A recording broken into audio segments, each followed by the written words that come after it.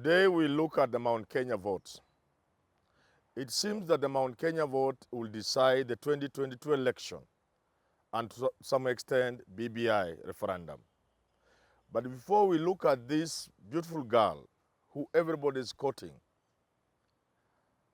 I must take this opportunity to wish Right Honorable Raila Amolo Odinga quick recovery. And if the rumors are true that President Magufuli is also unwell, I also wish him quick recovery. I also must laud President Uhuru Kenyatta for the measures he took yesterday.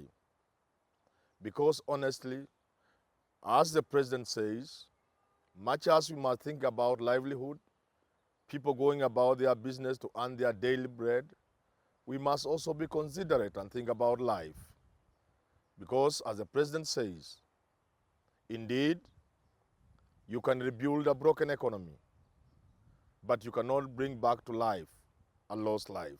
So let's appreciate what the president has done, and let's continue praying for Raila Amolo Odinga for quick recovery.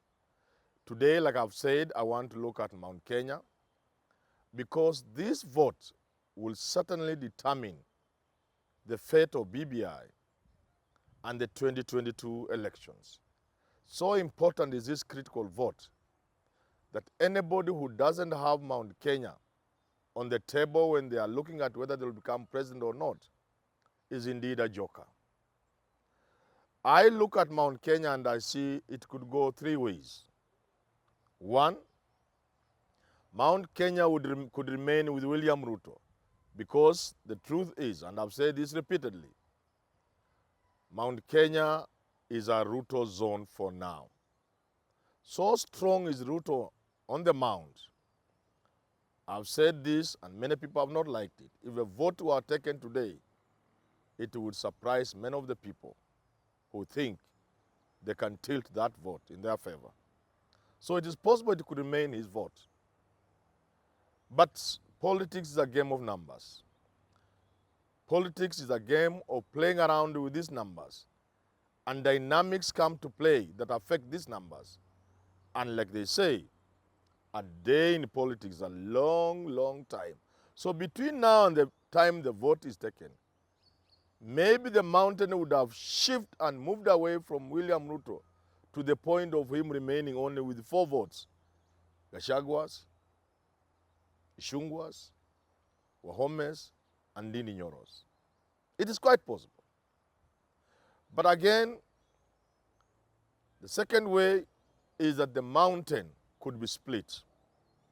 I've said before, should Uhuru Kenyatta make Gideon Moi or Musalia Mudavadi the handshake candidate, perhaps with the support of Raila Odinga, this candidate could get a portion of Mount Kenya and perhaps leaving the other portion for William Samoei Ruto. And for William Samoei Ruto, the moment the Mount Kenya vote is split, even if he remains with 50-60%, his game is over. He cannot win. He needs more than 80% of Mount Kenya to win. So if the handshake candidate were able to get as much as 40%, as little as 40%, then Ruto's goose is cooked. It's also possible that Mount Kenya could give some votes to Raila Odinga if he chooses to stand against other handshake candidates, because I hear there's that kind of game where Gideon, Kalonzo, Mudavadi, Raila will all stand and in the process force a runoff so that one of the handshake guys then faces William Ruto if he became number 2, or they face each other in a runoff, the best of them winning.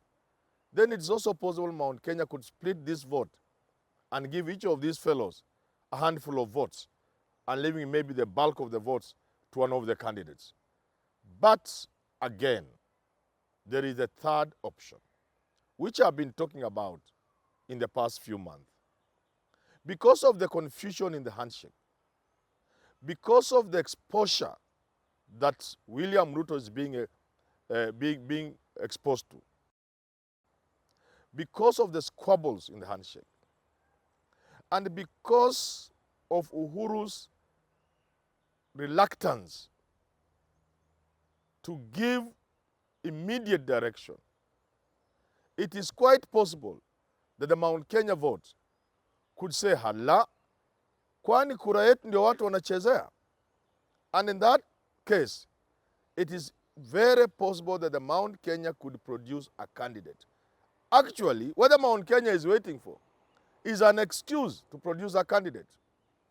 In 2011, 2012, the whole country was agreed that there was no other Kikuyu following Kibaki. Indeed, the leadership of the mountain, especially the business leadership, the billionaires from the mountain, and the other leaders, including religious leaders, were advising the community that it was not proper that another Kikuyu comes after Kibaki. And it was generally agreed until the ICC came. So it became the excuse for Uhuru to win and for another Kikuyu to go to State House. This time the community could be looking for an excuse. And that excuse is being provided in the manner in which the handshake team is handling its politics. If the handshake team continues to play the way they are playing, if some serious Kikuyu person sees that the handshake is split, that Raila first has been left alone with the so-called face of Kenya or sacred team of Gideon, Kalonzo, Mudavadi and Wetangula playing it alone, if the mountain sees that kind of split, and the father, as I suspect, that instead of saying it is Gideon or Mudavadi or Wetangula or Kalonzo, the handshake game might be for all these guys, like I've said, to stand. If the mountain people see that, they will know their vote projected at 10.2 billion in 2022. Not billion, million. They will see this is our time again. And therefore the split in the handshake could play into the hands of the Gema community, into the mountain game, and they would produce a leader. Let me finish by saying this. Why am I interested in the Mount Kenya vote? On a TV show this Monday, I asked my contestant, my fellow panelists from the mountain, two questions. One, did they believe the Kikuyu for the first time are willing to be led, to be shown the way by an outsider, a foreigner, as I said? Voting for an outsider or a foreigner is one thing.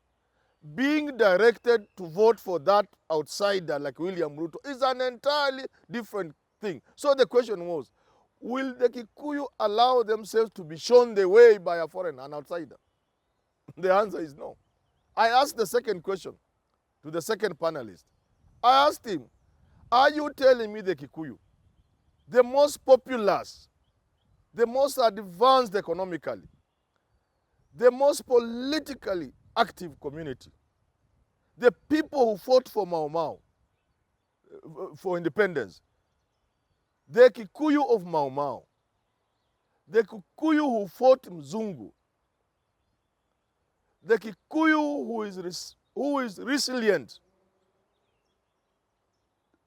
are you telling me that Kikuyu for the first time will allow himself to be shown the way by a young boy, by the young men running around in Central, around the mountain? Are these young men for the first time going to be the people who lead the community? Will the community of Mau Mau allow itself to be shown the way by boys and girls who are barely out of initiation? Is it really possible? The answer is definitely no. And for that reason, I want to prepare the country. I want to prepare the country. You may take it to be a warning. I want to prepare the country for another Kikuyu president, because he's coming. And this warning or advice is going to the handshake team. If you continue playing your game the way you are playing it, you are focusing on Ruto. You don't know you are inviting a mountain candidate, and he will win this thing.